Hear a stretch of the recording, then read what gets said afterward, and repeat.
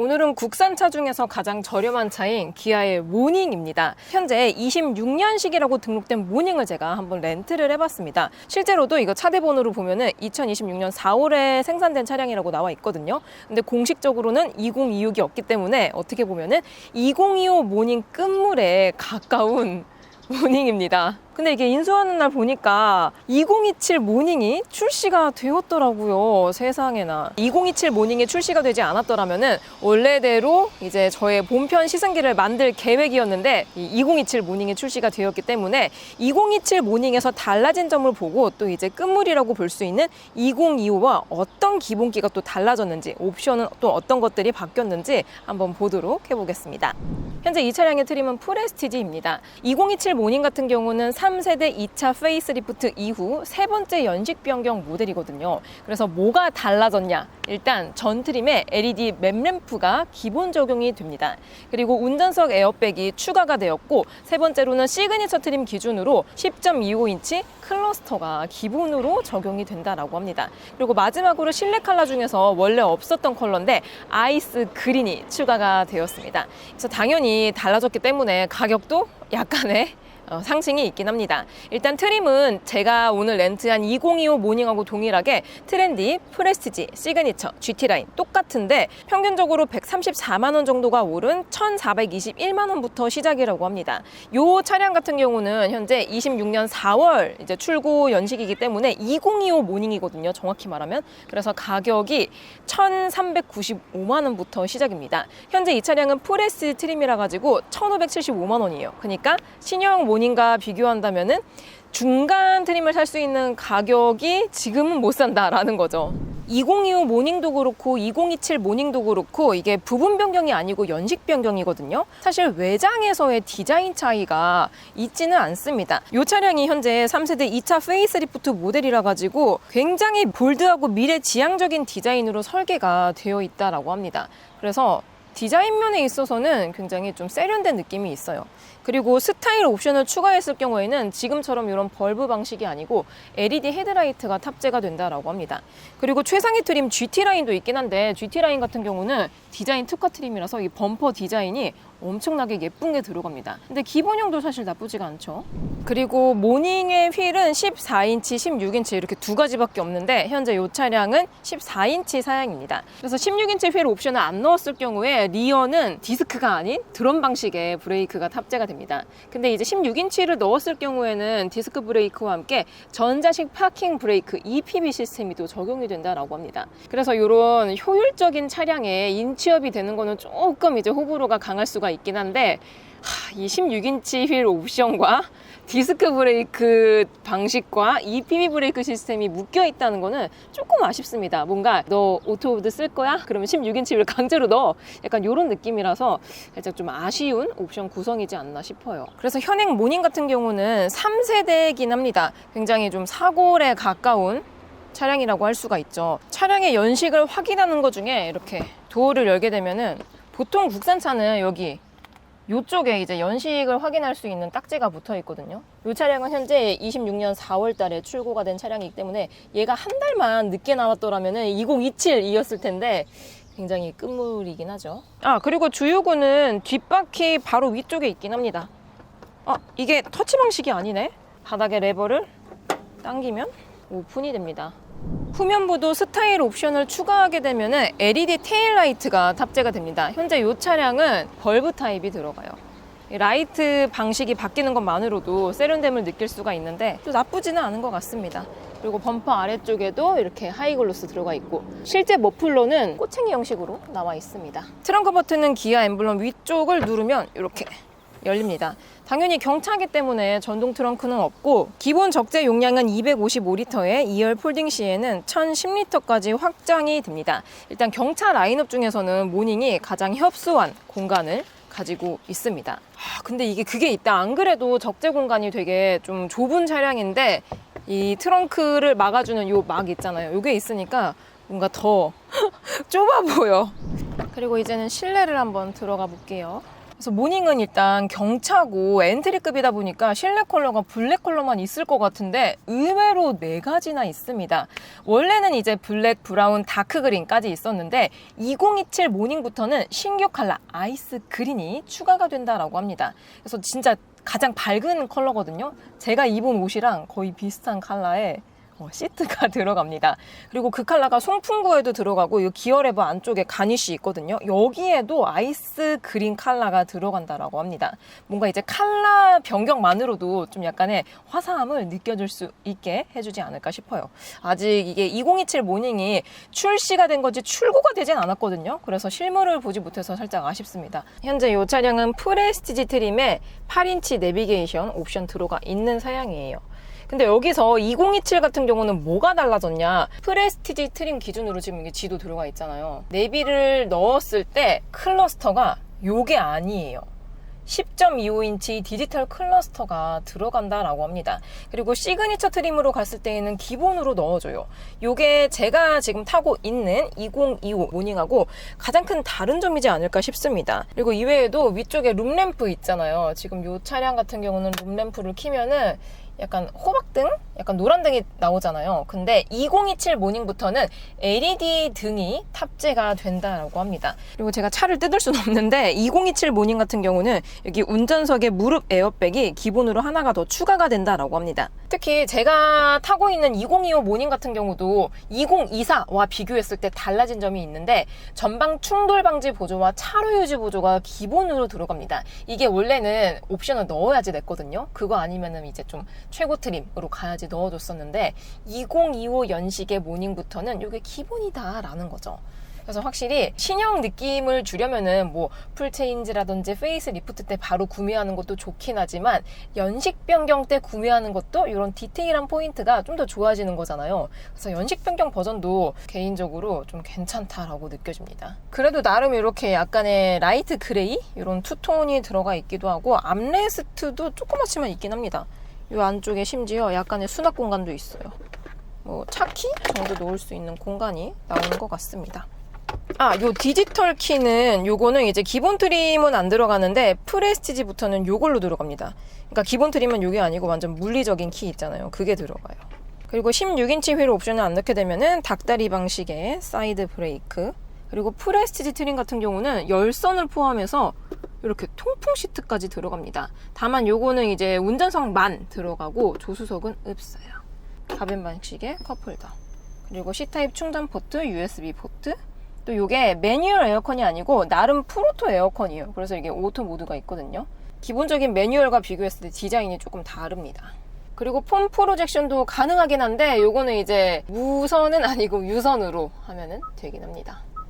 그리고 모닝은 나름 5인승 차량이긴 합니다. 그래서 뒷자리를 한번 들어가 볼게요. 제가 1렬을 제 운전 시트 포지션으로 잡았거든요. 그랬을 때 제 기준으로 레그룸은 이렇게 닿진 않아요.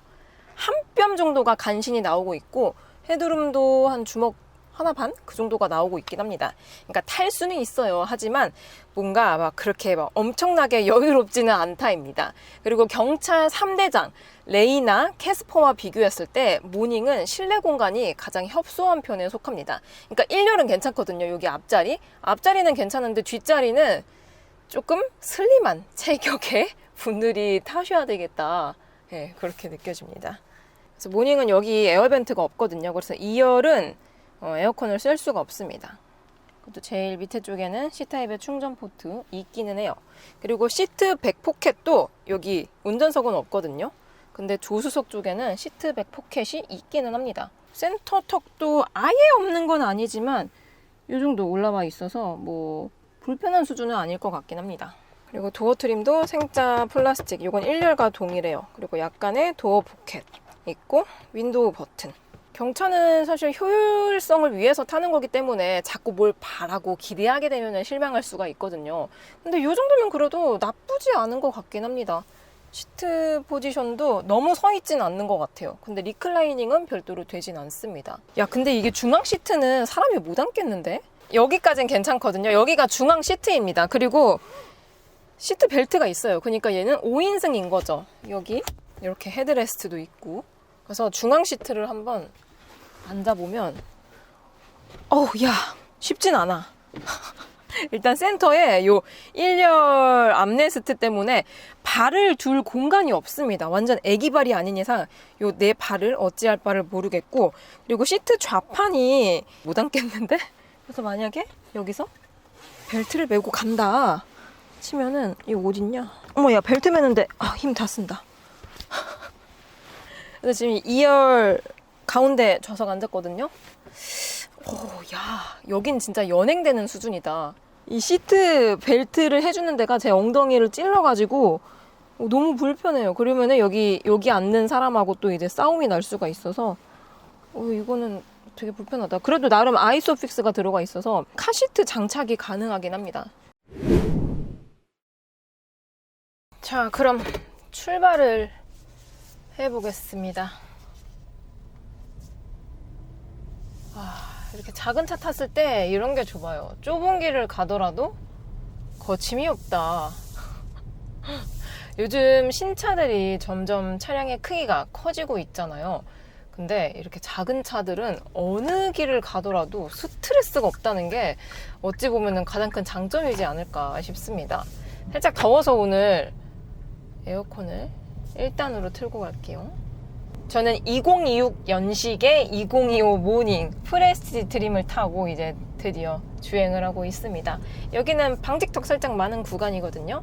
현재 14인치 휠 사양입니다. 오, 한 번 더.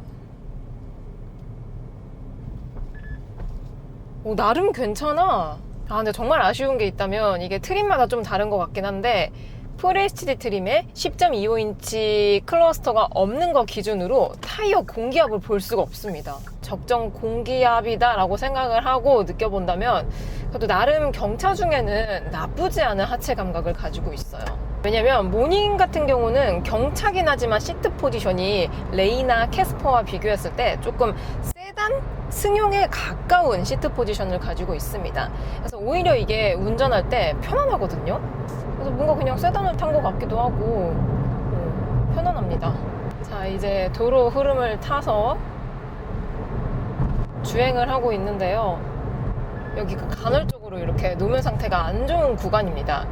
요랬을 때 승차감 측면에서 방직턱 구간은 그래도 나름 괜찮았거든요. 근데 크랙이 있는 구간이나 아니면 포트홀 구간, 그런 구간에서는 좀 깜짝깜짝 놀랍니다. 뭐 경형 세그먼트가 거의 다 비슷한 느낌을 받긴 했었는데, 모닝도 이렇게 안 좋은 노면을 지나갈 때는 승차감도 그 잔진동에 다다닥 오면서 로드 노이즈, 노면 소음도 엄청나긴 합니다. 여기 땜빵 구간, 좋게 말하면 다이나믹하고 즐거워요. 그리고 가속감 같은 경우는 살짝 이렇게 엑셀을 밟아보면 RPM 엄청 높게 써주고 있습니다. 제가 시승 중인 모닝 같은 경우는 파워트레인이 별도로 변하진 않았습니다. 카파 3기통 1.0 자연흡기 가솔린 엔진에 4단 변속기가 맞물려 있습니다. 레이나 캐스퍼도 이 파워트레인을 공유를 하죠. 그래서 초반 가속감은 이렇게 웅장한 엔진음을 보여줍니다. 엔진도 조그만 게 들어가 있는데 기통수도 3기통이야. 그러다 보니까 어쩔 수 없이 지금처럼 제가 이렇게 엑셀레이터를 급하게 밟게 되면은 RPM을 좀 많이 높게 써주고 있긴 합니다. 엔진 회전수가 엄청나게 많아진다라는 거죠. 비교적 최근에 신형 레이와 신형 캐스퍼를 시승을 해봤었는데요. 가속감 측면에서는 제가 타고 있는 모닝이 아주 근사치로 아주 소폭 조금 경쾌함에 가깝다라고 느껴집니다. 왜냐하면은 공차 중량의 차이가 있습니다. 그러니까 파워트레인은 똑같거든요. 출력도 똑같아. 근데 모닝 같은 경우는 차체도 조금해, 그러다 보니까 공차 중량도 가벼워. 그래서 연비도 높은 거거든요. 근데 이게 연비만 좋은 게 아니고 가속감 측면에 있어서도 이점이 있습니다. 그러니까 장점이 있어요. 똑같은 엔진에 똑같은 출력인데 얘는 이제 덩치가 조그맣고 가볍다 보니까 약간의 경쾌함을 가져가 주고 있긴 합니다. 근데 막 그렇다고 막 진짜 막 날아다니는 그런 가속감을 가지고 있는 건 아니고 남들 흐름에 맞춰서 어느 정도는 갈 수 있다라는 거죠. 근데 이제 막 급하게 추월을 해야 되고 막 빨리빨리 가야 될 때는 살짝은 더딘 편이긴 합니다. 근데 요거는 경차 특징이에요. 모든 경차가 그렇습니다. 그래서 아주 옛날에는 모닝도 터보 엔진이 있었는데 현재 시점 기준으로 터보 엔진을 고르려면 경차 중에서는 캐스퍼밖에 없습니다. 모닝과 레이는 자연흡기 지금 제가 타고 있는 3기통 1.0 엔진밖에 없어요.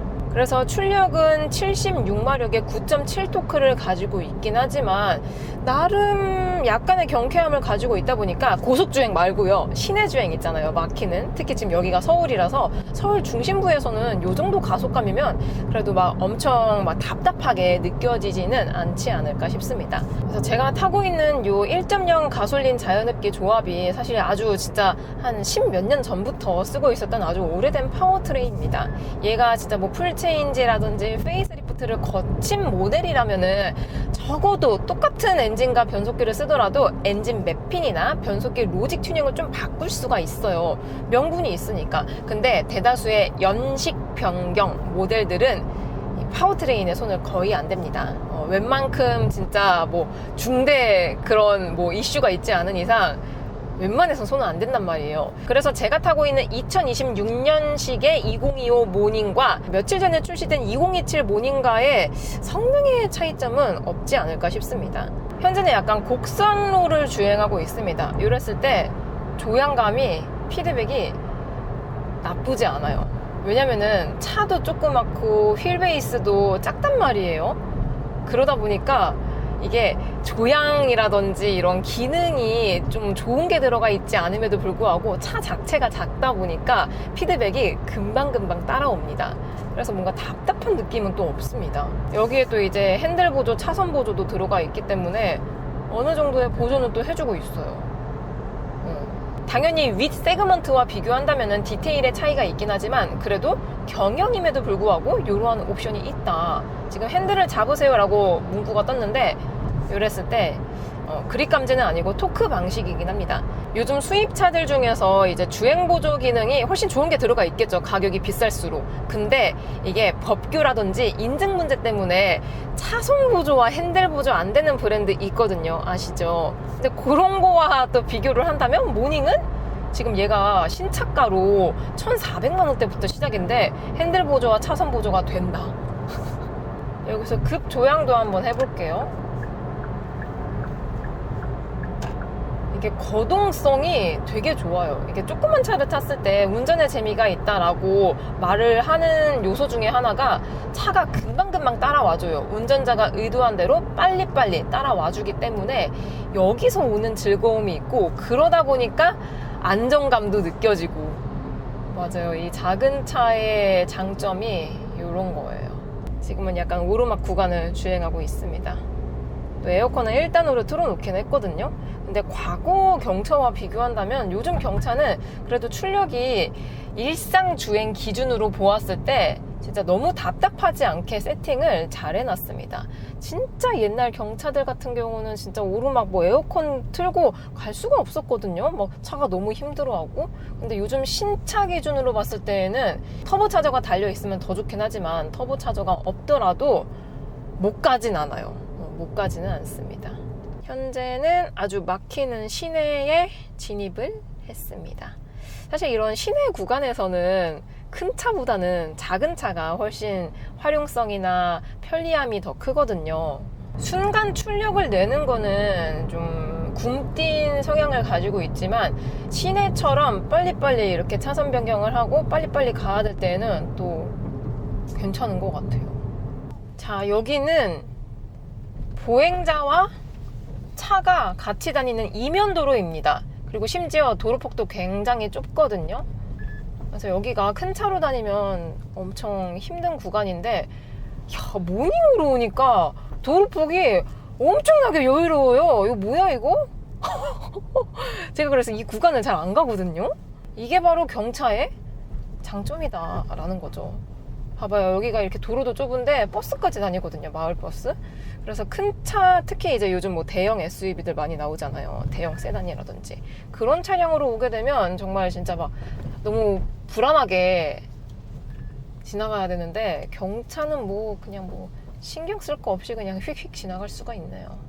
그리고 원래 제가 작은 차를 별로 안 좋아합니다. 그 이유 중에 하나가 뭐 시끄러운 것도 있긴 하지만 승차감이 안 좋은 거거든요. 근데 모닝은 뭐랄까 경쟁 차종 레이와 캐스퍼와 비교했을 때 승차감이 그래도 덜 불편한 편에 속합니다.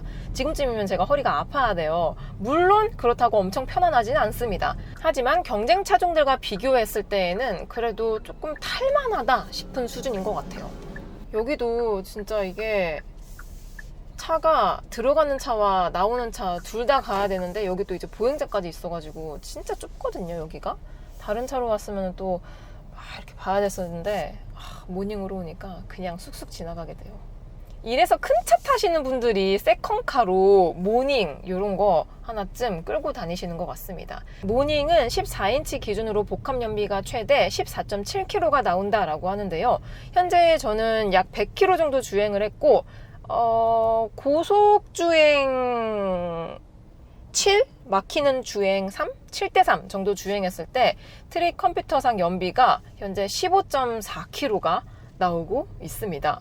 제가 타봤었던 경차 중에서 연비가 가장 잘 나오고 있어요. 이 정도면 거의 하이브리드급인데요, 연비가. 이야, 연비 효율적인 측면에 있어서는 모닝을 따라올 자가 없다. 자, 그리고 이제 주차를 해야 되는데 이렇게 후방 카메라도 달려 있긴 합니다. 근데 약간 화질은 살짝 2000년대 감성인 것 같아요. 싸이월드 그 감성. 와, 근데 모닝으로 주차하니까 집 공간이 엄청나게 많이 남습니다. 여기가 대형차로 오면 꽉 끼는 공간이거든요. 진짜 이런 작은 차는 주차가 너무 편리해요. 자, 이렇게 최신 모닝인 줄 알고 빌렸지만 며칠 전에 2027이 출시가 된 결과적으로 2025 모닝을 시승을 해봤습니다. 일단 이 경차 특유의 가벼운 몸놀림과 함께 또 이제 연식 변경이 되면서 옵션의 패키징이 조금 더 업그레이드가 되었다는 게 좋다라고 느껴졌습니다. 그리고 가격도 조금 찔끔찔끔 오르긴 했지만 아직까지는 국산차 중에서는 가장 저렴한 가격대를 가지고 있기 때문에 가성비 있게 타시려는 분들에게는 굉장히 좋은 선택지가 되지 않을까 싶습니다.